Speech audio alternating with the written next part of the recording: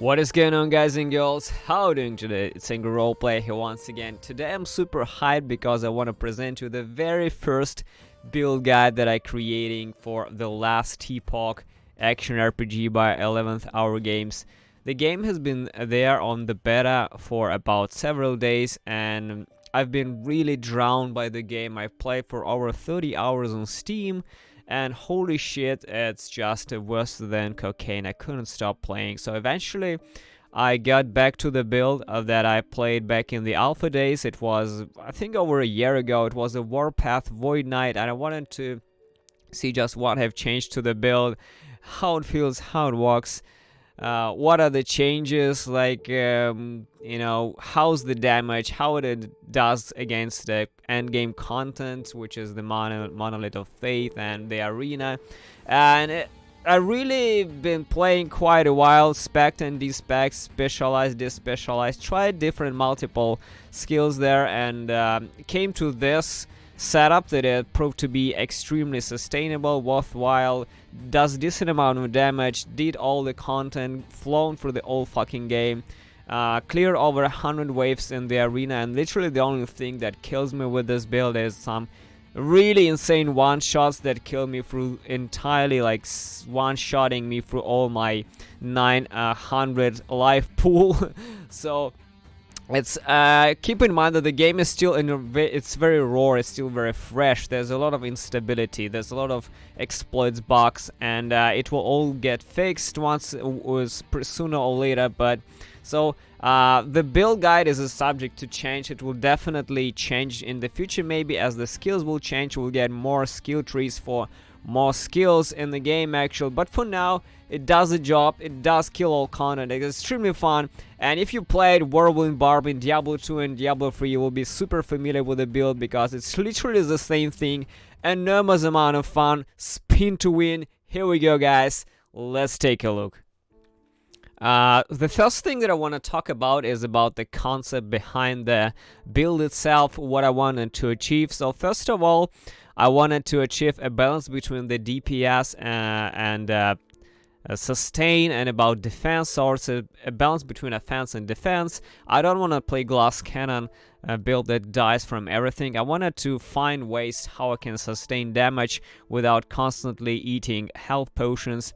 And so I came up with a couple of ideas. First of all, I'm using one-hander with a shield. Shield gives me enormous amount of block chance, and I'm healing through stacking block chance and different passives. Another thing is basically trying to stack as much elemental protection as possible, which is like elemental resistance. At the same time, the third option is leeching as much as possible. We are trying to get as much leech as possible, like on the weapon, for example, as well as on the passives.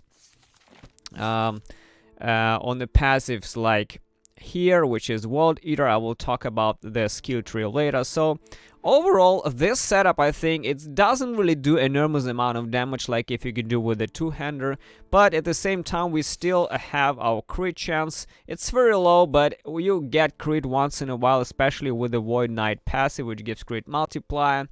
I think this setup gives good balance between offense and defense, and you just don't die like a wet noodle, you know, in just these giant packs. You spin for shit, pull shit on top of you, kill shit, and still run like crazy. Like, you know, you just sustain stuff, you don't die. It's allowed me to go through anything. I killed over 100 waves too, so the build proved to be really sustainable.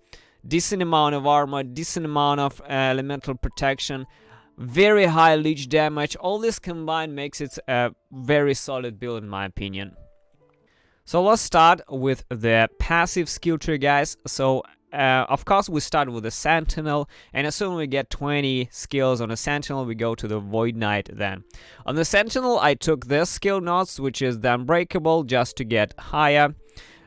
This is mandatory Gladiator, which stacks us block chance and block protection. This is all very important, as well as Aegis of Renewal grants 25% chance to gain 50 health on block. This is extremely powerful technique if you're running a shield. I strongly recommend this. Another thing that I took is 25% increased damage. This bonus is doubled if you have blocked a hit in the last 5 seconds. Once again, since we are trying to sustain damage, there are, the way that Warpath works is that you just spin through and big packs. There's a lot of enemies attacking you, and without stacking block chance and crazy amount of defenses, you'll just get wrecked with hits and you will just die. Now, a couple of other things that I invested is Relentless, gives you stun avoidance and grants 20% increased damage. This is also incredibly strong, I believe, because stun avoidance means you preventing stuns, and stuns literally do double damage. You don't want to get double damage, guys, in you, so this is pretty nice one to have. Another thing, there is 1 point into Iron Mastery, 5% chance to gain Iron Mastery for 5 seconds when you kill an enemy and take a hit. Increases damage and armor by 10%. Once again, very nice. Once we get 20 on the Sentinel, we're speccing into Void Knight and start stacking the actual shit. So first of all, Devouring Blade, 20% increased damage if you have killed an enemy in the past 4 seconds. Absolutely fantastic, but I do not recommend investing into this because, there are just much better ways to increase your damage in the end game. You will be killing everything all the time, so this kind of buff is not necessary in general.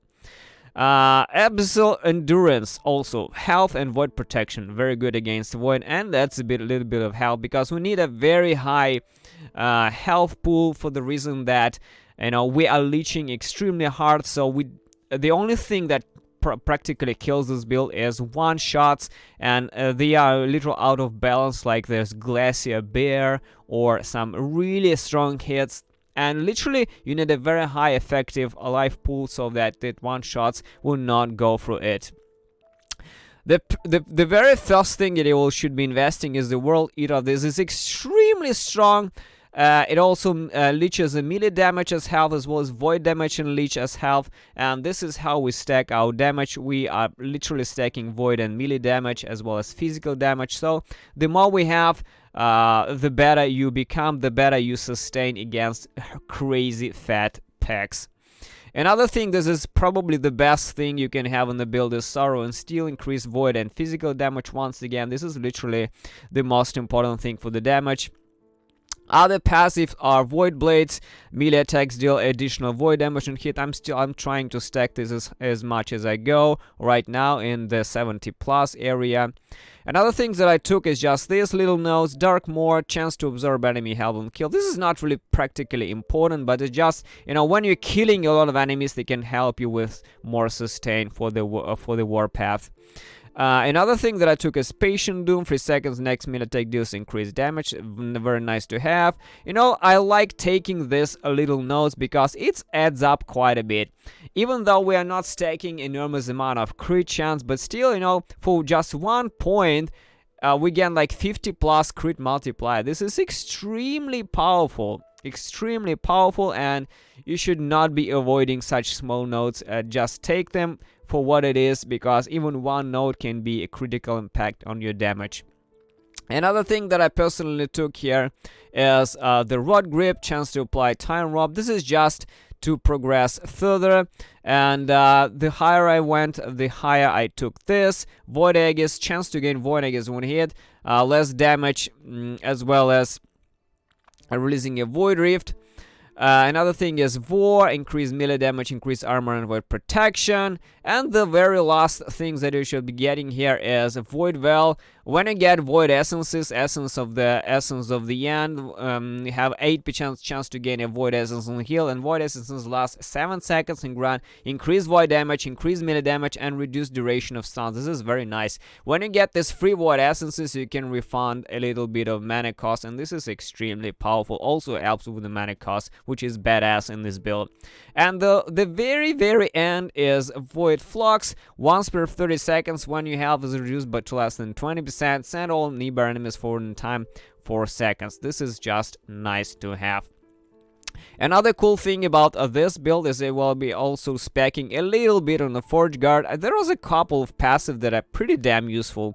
First of all, Battle Hardened, 30% increased armor if you haven't been hit in the past 4 seconds. This armor is just extremely powerful in this build and this game, so just get these nodes. These are very good to have. Another thing that I personally started stacking is a block chance and block armor. Once again, we're using a one-hander and a shield, so stacking more block chance gives us block armor, blocking gives us life. When we block, we get life back, so this is incredibly powerful as well. I'll be spending my points here as well with this, like this. So yeah, like I said, this is all incredibly powerful thing. I recommend speccing into Sentinel, Void Knight, and Forge Guard, just a little bit for defense. So here we are with the passive skills, guys. Now let's talk about the active skills, and we can only use now 5 skills at a time in the Last Epoch, which is a bit of a low thing in my opinion. I would gladly use a couple more to toggle some passive skills, but this is what we are using now, and so it's a tough choices at times to get something here which can be pretty useful. So the main skill, like I said, is Warpath. This is like Whirlwind in Diablo 2 and 3. First thing they should be getting is Unbound Storm, as well as Apocalypse, Whirl, and Abyssal Tempest. This is probably the biggest damage multiply that you can get. 18% chance to inflict Time Rod for 4 seconds on hit, and Time Rodded enemies take 150% more damage. This is giant multiplier for the Warpath. Take it as fast as possible. This is also reduces our mana per second and deals 25% increased damage. This is also your first priority here. The last priorities will be this, which is mostly quality of life. Whirling Barrier gives us additional armor and elemental protection, as well as Rahir's Grasp pulls enemies towards you. It's like a rune of Whirlwind in Diablo 3, as well as this and this Vortex increase pull area.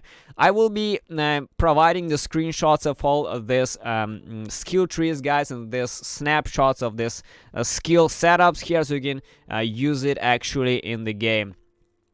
Another skills that I prioritized is Erasing Strike. This is more like a buff and a huge one-shotting mechanic for the trash packs. It's not entirely mandatory, but it does help. It does melt packs when it becomes a really juicy. When you gather a lot of packs through the Warpath, with the Warpath around you, and there's like a lot of little enemies, and this shit can particularly destroy a lot of small monsters. And at the same time, it gives you back some mana as well. I'll show you what exactly is this. So yeah, it's like a buff and debuff at the same time. Also, there's a very interesting things, so like different beams of void as well. Yeah, this is it. So this is basically a very strong node called mana absorption. So not only the skill does interesting amount of damage related to one-shotting packs and melting them with the void beams, but at the same time you can recover mana really nicely. So you just go into the pack, press Erasing Strike, like gather a big pack, press Erasing Strike, literally you refill all your mana with this instant kills. This is how it works. At the same time, it also gives pretty interesting amount of buffs to us as well. It also stacks pretty decent amount of damage on its own, reduce mana, increase efficiency, but the most important thing is it also has crit multiply, so it effectively can crit pretty nicely. But overall, I just use it for a buff, like increase move speed here as well. I think it's all pretty nice, and it's like, you know, one-shotting mechanic that really helps. That's it. Another thing that we'll be using is the Devouring Orb. This is a very strong buff for R specifically. It's not really doing any serious amount of damage, even if it's floating around, but this has enormous amount of buff for us. Look at this. Deal 60% increased damage while you have Devouring Orb. This is very strong, and this is not only the void of physical damage, this is actually all damage, including like lightning, poison, whatever damage you have, increased by 60%. I tried using I tried using another thing called ephemeral stance, which gives you 70% increased physical and void damage, but this is a bit annoying because you're losing health as well as losing your mana much faster. So I tried using ephemeral stance for a while, but I got back to my devouring orb because it'd be a little bit annoying, but at the same time it increases all damage and practically gives you the same amount of damage as the ephemeral stance, but without draining your mana and without draining your life as well. So these are the skills that you'll be taking here on the Devouring Orb. Abyssal Juggernaut, Elemental Protection, Increase Elemental Protection, and Void Protection, fantastic. This is the damage buff. The other things are basically this is like quality of life, it's no big deal. And this is basically increased movement speed as well.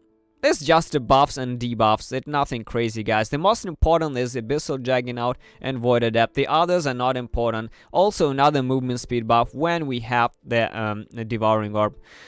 This is launch, and this is just another buff for us, as well as a little bit of defensive mechanic, as well as our mobility, our movement speed.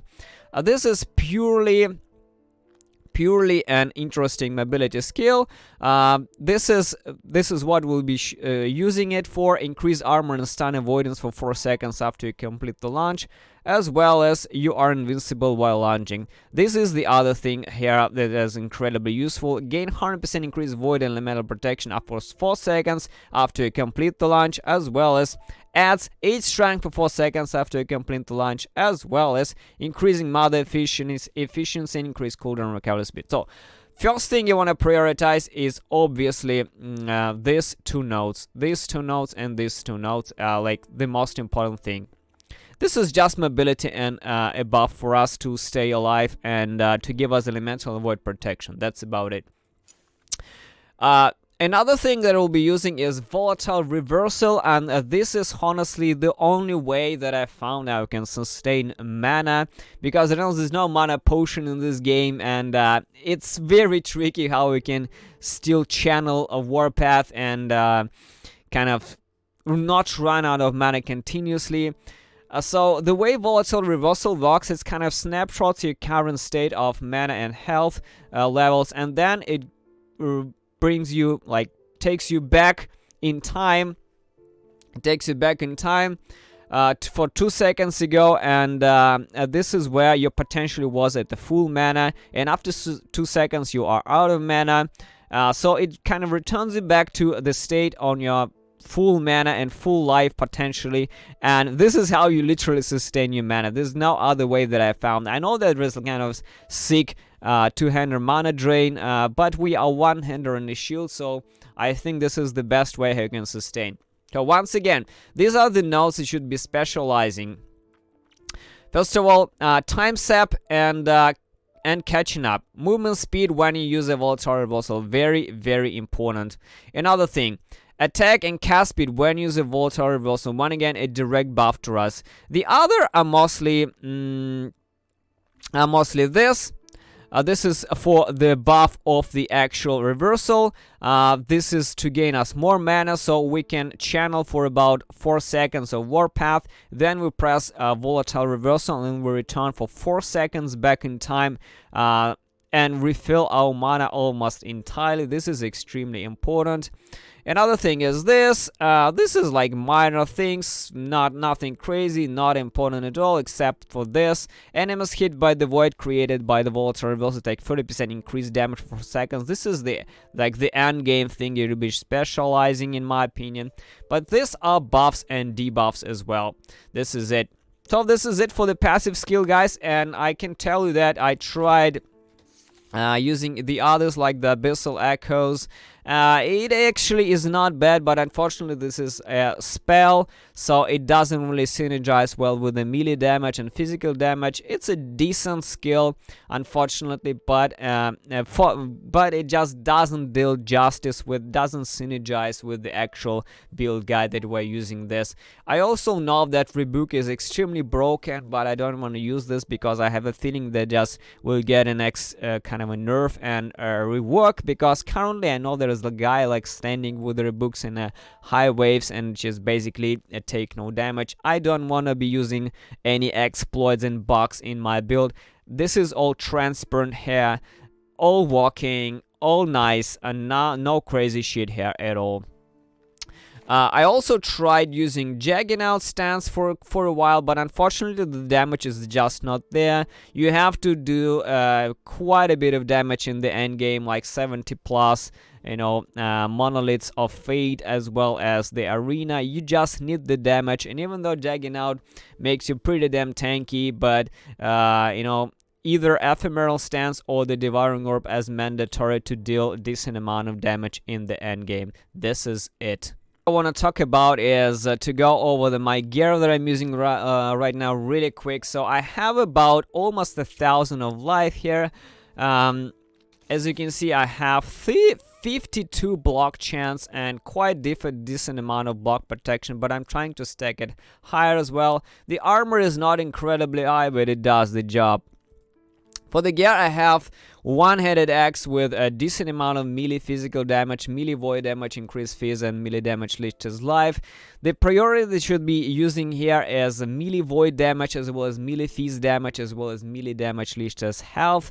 Leeches health, yeah, not as life, sorry. So if you have some kind of attack speed here and additional phase of void damage, it will be your top priority. I would personally prioritize void and melee phase here.